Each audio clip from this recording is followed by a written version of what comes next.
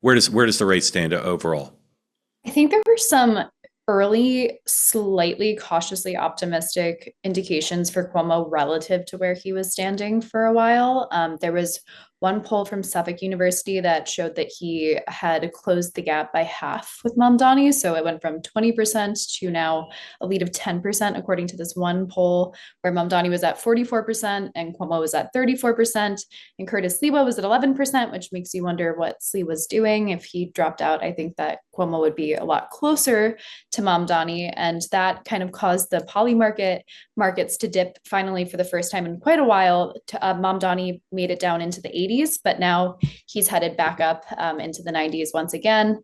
There were a couple other good indications for the Cuomo team, which included the fact that older voters are showing up to vote early, which is a pretty big contrast from what we saw in the primary election, where it was predominantly younger voters, both in the early voting and the regular voting as well. So now we see that the largest demographic is the oldest age bracket of voters at the moment. And there is a good deal of 25 to 35-year-olds, but they're still being outnumbered by the older voters who tend to lean more towards Cuomo.